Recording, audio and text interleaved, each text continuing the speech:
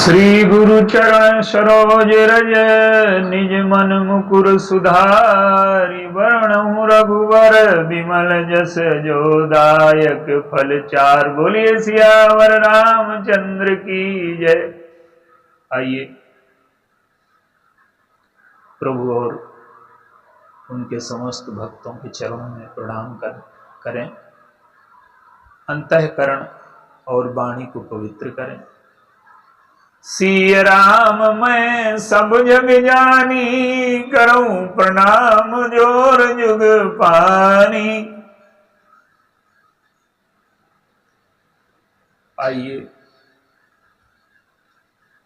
उन्नति और प्रगति दोनों में क्या अंतर है,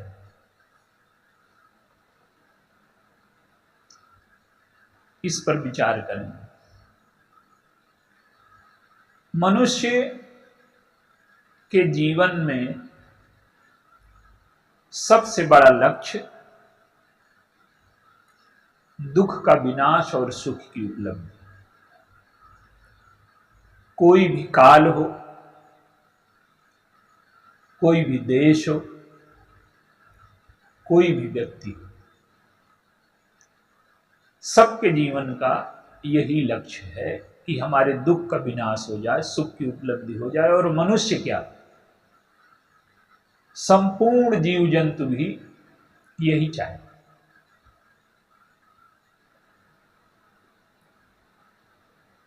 तो ये जो सुख की उपलब्धि है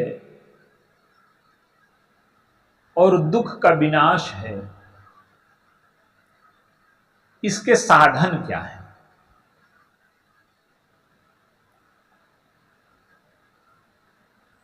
सामान्यतः व्यक्ति को दिखाई देता है कि जो भौतिक उपलब्धियां हैं यही साधन है, और ये ठीक भी है। ये साधन है। भूख लगेगी तो भोजन चाहिए, सर्दी लगेगी वस्त्र चाहिए। तो ये जो अभाव की पूर्ति है, ये भी साधन है और होना चाहिए। लेकिन हमारी संस्कृति इससे ऊपर उठ करके भी साधनों को स्वीकार करती है। वो आध्यात्मिक साधन कहलाते हैं। उसे भक्ति कह लीजिए, ज्ञान कह लीजिए, कर्म सिद्धांत कह लीजिए। ये सब व्यक्ति को सुखी बनाने के लिए सिद्धांत देते हैं और जीवन जीने की पद्धति बताते हैं। आइए एक आध जो दृष्टांत है उनके माध्यम से आगे बढ़ें। एक बालक है, उसने एक लक्ष्य तय किया है कि हमें आईएएस बनना है।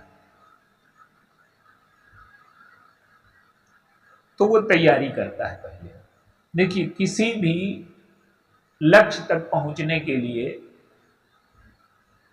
उसकी तैयारी आवश्यक है। एक दौड़ने वाला है तो पहले दौड़ना प्रारंभ नहीं करता, धीरे धीरे पहले वो फेफड़ों को मजबूत बनाता है, अच्छा भोजन करता है, फिर दौड़ता है, धावक बनता है। इसी प्रकार से एक बालक है, जब आईएएस की तैयारी करता है तो उसके जीवन में कई गुण होने चाहिए, तभी वो लक्ष्य तक पहुंचेगा। जैसे वो भोजन कम करता है, नींद कम लेता है, मन को इधर उधर जाने से रोकता है, मन पर नियंत्रण करता है, जो मनोवेग हैं काम पर नियंत्रण करता है। अच्छा उसको भी लगता है वो, लेकिन वो समझता है कि ये हमारे लक्ष्य में बाधक है। बुद्धि को एकाग्र करता है, बुद्धि को भी इधर उधर नहीं जाने देता, एक लक्ष्य में लगाता है।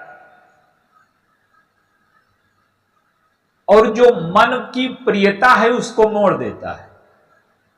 सामान्यतः संसार में मन की प्रियता वो है जो हमें अच्छा लगता है वो मिले, लेकिन वो क्या करता है कि मन की प्रियता को पुस्तकों से जोड़ देता है। पुस्तकें उसे किसी के लिए भी प्रिय नहीं होती, लेकिन अगर हमें लक्ष्य तक पहुंचना है तो हमें पुस्तकों के साथ संबंध जोड़ने पड़ेंगे और उन्हें प्रिय बनाना पड़ेगा। अहंकार छोड़ देता है, व्यर्थ का चिंतन छोड़ देता है, अपने विषय के अलावा कुछ भी स्वीकार नहीं करता। उसका एक लक्ष्य जब बन जाता है तो उसमें सारे सूत्र किसी न किसी रूप में आ जाते हैं। धर्म का अर्थ है नियंत्रण, अपनी मनोवृत्तियों को नियंत्रित करना। भक्ति का अर्थ है कि पुस्तकों के साथ अपनी प्रियता जोड़ लेना। ज्ञान का अर्थ है कि उसे अपने लक्ष्य का पता है, तो ये सारी चीजें उसके जीवन में आ जाती हैं। तो उसे अपना लक्ष्य पता है और लक्ष्य तक पहुंचने के लिए जो साधन है वो ये सब है। और इसके बाद वो जुटता है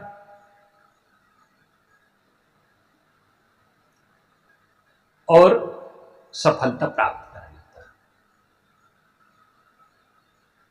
उससे इंटरव्यू में पूछा जाएगा कि किस लिए जाना चाहते हो, वो कहेगा कि देश सेवा के लिए। ये बौद्धिक सत्य है, ये मानसिक सत्य नहीं है अभी उसके जीवन में। मानसिक सत्य तो उसका ये है कि जब आईएएस बन जाएंगे या कोई बड़े अधिकारी बन जाएंगे या जीवन में सफलता पा जाएंगे तो हमारा नाम होगा, ये अहंकार की तृप्ति है। सब प्रकार के भोग उपलब्ध होंगे, ये काम की तृप्ति है। और अन्य अन्य चीजें उसे सब उपलब्ध होंगी। जीवन में जब सब उपलब्ध हो जाता है, वो ऊंचे स्थान पर पहुंच गया, वो जीवन जिया उसने,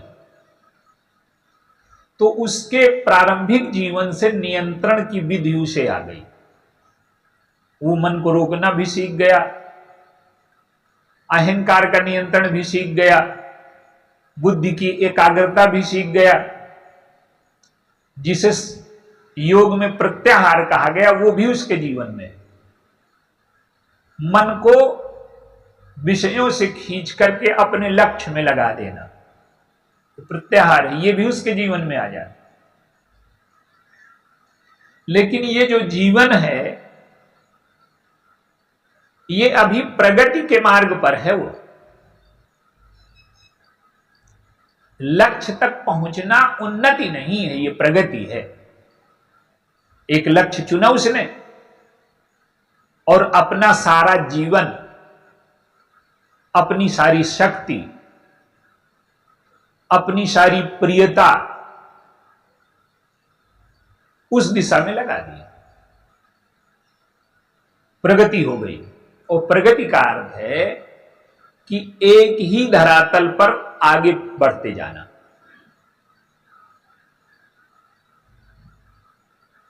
अब उन्नति क्या है? उन्नति यह है कि जब वो पद पर पहुंच गया तो अब उसका लक्ष्य बहुत अधिक अर्थ का संग्रह नहीं है, बहुत अधिक सुख सुविधा के लिए जीवन को नहीं देना है, बहुत अधिक अपनी महत्ता सिद्ध नहीं करनी है। वो नम्र हो गया, पैसा कमाने के स्थान पर लोगों की मदद पद से करने लगा और संभव हुआ तो अपने पास। देखिए,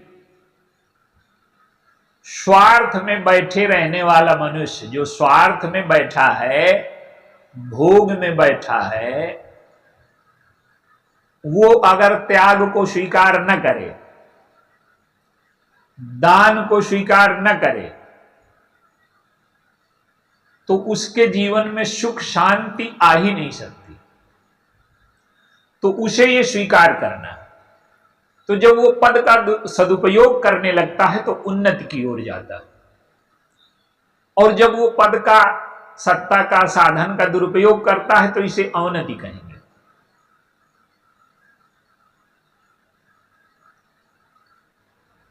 तो ये जो सुख का मार्ग है, यहां तक पहुंचा व्यक्ति। अब उसके जीवन में दूसरी स्थिति आती है। व्यक्ति जब स्वयं के सम्मान के स्थान पर दूसरे का सम्मान करने लगे, जिसे जितनी उसे पाने में प्रसन्नता होती है उतनी अगर देने में होने लगे, जितनी स्वयं को खाने में प्रसन्नता होती है दूसरे को खिलाने में होने लगे, तो अब ये समझिए कि उन्नति के मार्ग पर उसने पहला कदम रखा। ऊंचाई की ओर जाना शुरू। तो जीवन का पहला स्तर है, हमारे जीवन में जो अभाव है वो समाप्त हो जाए। भोजन का है, वस्त्र का है, मकान का है, सुविधाओं का है, तो ये जो बाहरी जरूरतें हैं ये पूरी हो जाए। और जब ये पूरी हो जाती हैं तब अंदर की जरूरतें आती हैं जीवन में। और जब वो ऊपर उठता है, ऊपर, अब देखिए पहला तो ये है कि सुख वस्तुओं में है, पदार्थों में है, संसार में है। फिर उसे धीरे धीरे समझ में आता है कि इनमें सुख है, लेकिन इनसे भी बड़ा एक सुख है। क्या? एक दृष्टांत देखिए। अमेरिका के एक उद्योगपति हुए एडगर एलन व्हाइट, उन्होंने न्यूयॉर्क शहर में 100 एकड़ जमीन खरीदी। बहुत महंगा शहर है, कोई उद्योग लगाना चाहते हैं। न्यूयॉर्क नगर पालिका के पास पार्क के लिए कोई जगह नहीं है, घना शहर है। तो नगर पालिका ने एक प्रस्ताव दिया उनको कि अगर आप ये 100 एकड़ जमीन नगर पालिका को दे दें, आप जो पैसे चाहेंगे वो मिलेंगे। एडगर एलन व्हाइट ने मना कर दिया, ये किसी भी कीमत पर बिकाऊ नहीं है। दूसरे दिन उन्होंने नगर पालिका को पत्र लिखा कि ये जमीन मैं बिना किसी कीमत के देना चाहता हूं। नगर पालिका ने उन्हें आमंत्रित किया, और जब वो भाषण देने के लिए खड़े हुए तो उन्होंने कहा कि मेरे मन में पहले कल्पना थी कि मैं उद्योग लगाऊंगा, तो मैंने बड़ा प्रयत्न किया, पुरुषार्थ किया, और प्रयत्न और पुरुषार्थ, लगन और मेहनत, तपस्या से मैंने ये 100 एकड़ जमीन खरीदी। मुझे बड़ी प्रसन्नता हुई। लेकिन वही 100 एकड़ जमीन जब मैं बिना किसी पैसे के न्यूयॉर्क नगर पालिका को दान कर रहा हूं, तो ये आज की खुशी उस खुशी से बड़ी है। यह है उन्नति की ओर बढ़ना। आप देखिए, पहला स्तर है कि हमें साधनों से सुख मिलेगा। फिर दूसरा स्तर क्या है? हमारे शास्त्र ऊपर उठने के लिए तो धर्म का मार्ग बताते हैं, या तो ज्ञान का मार्ग बताते हैं, या तो भक्ति का मार्ग बताते हैं, या शरणागति का मार्ग बताते हैं। कैसे? ज्ञान का मार्ग ये है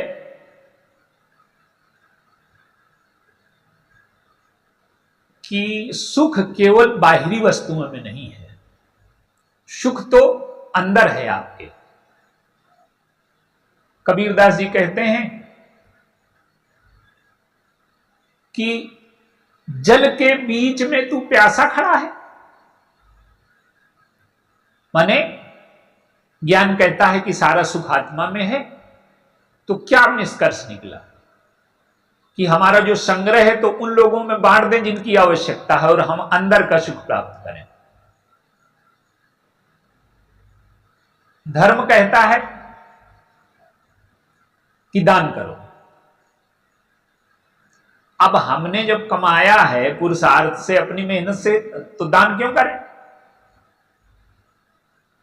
तो धर्म यह कहता है कि नीचे से ऊपर की ओर आप कैसे उठो। एक व्यापारी है, वो जब दान देता है तो वो इन्वेस्टमेंट कर रहा है। वो सोचता है कि यहां पैसा कमाया, यहां सुख सुविधाएं हैं, स्वर्ग में जाकर के ही मिल जाएगा। तो ये दान की निकृष्ट कोटि है, वो एक प्रकार का इन्वेस्टमेंट है।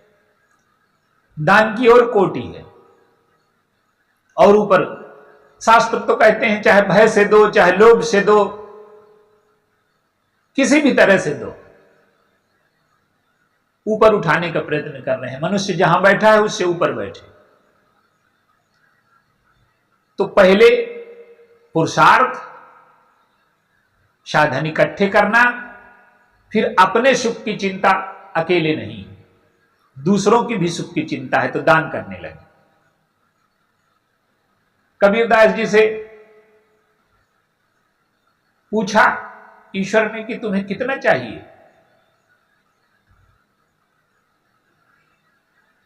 करोड़, 2 करोड़? कहे कि नहीं, साईं इतना दीजिए जामे कुटुंब समाए, मेरे परिवार का पालन हो जाए, इतने से बन जाएगा? नहीं महाराज, और चाहिए। क्या मैं भी भूखा ना रहूं? मुझे भी भूख लगती है, इतने से चल जाएगा? नहीं महाराज, और चाहिए। इतना साधु न भूखा जाए। साईं इतना दीजिए जामे कुटुंब समाए, मैं भी भूखा ना रहूं और साधु न भूखा जाए। खाने के स्थान पर जब खिलाने की भी चिंता होने लगे, ये उन्नति है।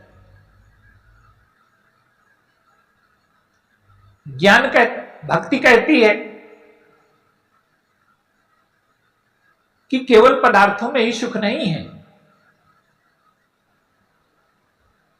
नाम, रूप, लीला, धाम, अपने नाम के चक्कर में फंसे हो, अपने नाम को ऊपर उठाने के लिए कितनी तपस्या कर रहे हैं। अपने चरित्र की पूजा में लगे हो, अपने घर को सजाने में लगे हो। भक्ति कहती है कि भगवान का नाम लो तो अपने नाम से आसक्ति छूट जाएगी। भगवान के धाम का ध्यान करो तो अपने घर से आसक्ति छूट जाएगी। भगवान के चरित्र का चिंतन करो, लीला का चिंतन करो तो तुम्हारा चरित्र शुद्ध हो जाएगा, तुम ऊपर उठोगे। तो भक्ति भी सारा सुख भगवान में खोजता है। पहला स्तर है कि सारा सुख वस्तुओं में है, पदार्थों में है। फिर दूसरा स्तर है कि नहीं, दान में है, यज्ञ में है, समर्पण में है। ये कक्षाएं हैं उन्नति की। भक्त कहता है सारा सुख भगवान में है। तो ये उन्नति की ओर बढ़ा जब पदार्थ के स्थान पर अंदर सुख खोजने लगे, ये उन्नति आई। जो आईएएस का उदाहरण दे रहे थे वो क्या था? मनु एक ऐसे राजा हैं जो सारे संसार के सम्राट हैं। हमको लगता है कि हम जो चाहते हैं वो मिल जाए तो हम प्रसन्न हो जाएंगे। ये संभव नहीं है। हमें सब कुछ मिल जाए, पूरी पृथ्वी के हम अकेले सम्राट हो जाएं, हमारे पास सारे साधन उपलब्ध हो जाएं, ये बाहरी सुख हैं, ये हमें संतुष्ट न करेंगे। करेंगे उस सीमा तक करेंगे जो उनकी सीमा है। इसके बाद हमें सुख पाने के लिए या तो ज्ञान की ओर, या तो भक्ति की ओर, या तो धर्म की ओर मुड़ना पड़ेगा। तो जब हम अंदर सुख खोजने लगे, भगवान में खोजने लगे, ज्ञान में खोजने लगे, आत्मा में खोजने लगे, धर्म में खोजने लगे, तो उन्नति हुई। आप देखिए हमारा बचपन था। बचपन में जो खेल होते थे ना, वो सब कल्पित थे। इधर हमने हमारा घर है, उधर हमारा घर है, हमने बनाए बचपन में सब बनाते थे। और कोई बच्चा हमारा घर बिगाड़ दे, लड़ जाते थे। वो सब कल्पना में वो भी बना रहा था, हम भी बना रहे थे, लेकिन वो सत्य थे हमारे लिए। बचपन के जितने खेल हैं उस समय वो सब सत्य थे हमारे लिए। जैसे हम थोड़ा सा बड़े हुए तो बचपन के जो खेल हैं उनका मूल्य छूट गया। थोड़ा बुद्धि का विकास हुआ। इसी प्रकार से जब हम उन्नत हो जाएंगे, हमारी बुद्धि का थोड़ा सा विकास हो जाएगा, तो जिस प्रकार से वो खेल व्यर्थ हो गए, उसी प्रकार से हमारे जीवन में ये पुत्र है, परिवार है, पत्नी है, सुख है, ये धीरे धीरे खेल हो जाएंगे। अभी ये सही लगते हैं, सब सही हैं, लेकिन अगर जीवन भर यही सही लगते रहे तो फिर हम इसी कक्षा में बैठे रहेंगे। आज देखिए ऊपर उठने की क्या पद्धति है। नेताओं ने तो जाति को बड़ा सत्य बना दिया, परम सत्य। हमारे शास्त्रों में जाति को क्या, शरीर को भी सत्य नहीं माना गया, नाम को सत्य नहीं माना गया। तुम्हारा नाम सत्य नहीं है, ईश्वर का नाम सत्य है। ये शरीर तो वस्त्र है, इसको छोड़ना पड़ेगा, ये छूट जाएगा। तो जाति का संबंध तो शरीर से है, और जब शरीर ही वस्त्र है, ऊपरी वस्तु है, तो जाति क्या है, इसका तो कोई अर्थ ही नहीं। कुछ दिन के लिए स्वीकार की गई। हमारे समाज ने, हमारी संस्कृति ने जीवन को बहुत गहराई से, बड़ी व्यापकता से, बड़ी सूक्ष्मता से इसको समझा था। और समझ करके हमने जो 4 आश्रम बनाए थे, केवल एक आश्रम भोग प्रधान था, बाकी सब तपस्या प्रधान थे। क्यों? कि मनुष्य प्रगति, एक जीवन के 1/4 भाग प्रगति के लिए रखे, बाकी उन्नति के लिए रखे। तो जैसे थोड़ा सा विकसित होने पर बचपन के खेल व्यर्थ हो गए, उसी प्रकार से अगर हम दान को, भक्ति को, ज्ञान को महत्व दें, तो ये जो परिवार है, ये जो प्रतिष्ठा है, ये सारे ये भी खेल हो जाएंगे। और जब ये खेल लगने लगे, भक्तों ने और ज्ञानियों ने इस संसार को माया कहा, वो माया कहने से नहीं हो जाएगी। हम भी माया कहते हैं तो है क्या? हमारे परिचित कोई मर गया, हमारे परिवार का मर गया, तो हम जाते हैं तो शमशान में कहते हैं कि ये माया है, कोई किसी का नहीं, लेकिन उसी क्षण के लिए अनुभव आता है। तो जो ज्ञानी है वो कहते हैं कि ये संसार माया हो गया, खेल है, भगवान। ज्ञानी कहते हैं कि ये मिथ्या है, ये खेल है। और भक्त कहते हैं कि ये भगवान की लीला है।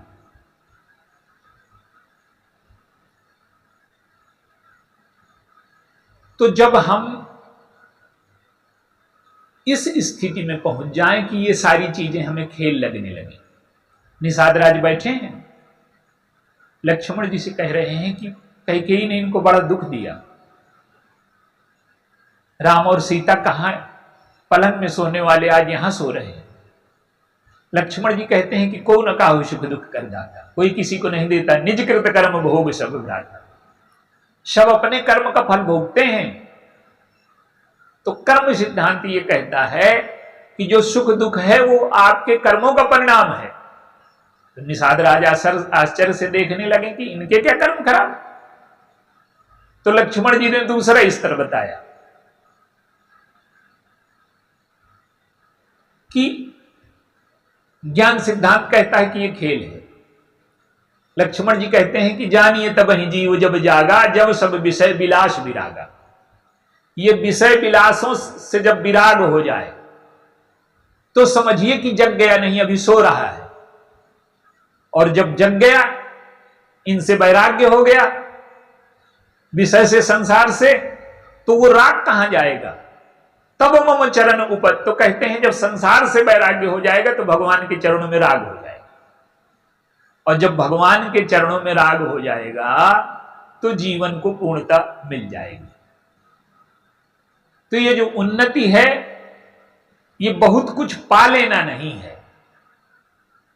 बहुत कुछ पा लेना प्रगति है संसार की वस्तुओं को, लेकिन उन्नति का अर्थ है कि जीवन इस स्थिति में पहुंच जाए कि हम पूर्णता को प्राप्त कर लें और हमें कुछ पाना शेष न रह जाए। और जो व्यक्ति पूर्णता को प्राप्त कर लेगा उसके जीवन में कई विशेषताएं आ जाए। पहले तो ये कि उसका जीवन तृप्त हो जाएगा, उसे कुछ पाना अब शेष नहीं रहा। दूसरा ये कि उसका मृत्यु भय मिट जाएगा। क्यों? संसार लीला हो गया उसके लिए, जन्म मृत्यु उसके लिए व्यर्थ हो गए। तो अपना नाम व्यर्थ हो गया, अपनी पूजा छोड़ देगा, अहंकार छूट जाएगा। तो ये जब स्थिति आ जाती है, भगवान के चरणों में भक्ति आ जाती है। पहले हमें लगे कि कर्म सिद्धांत हमारा, जो हम फल भोग रहे हैं वो हमारा है, फिर ज्ञान सिद्धांत में जाएं, फिर भक्ति सिद्धांत में जाएं। तो जो उन्नति है, व्यक्ति पूर्ण तभी माना जाएगा।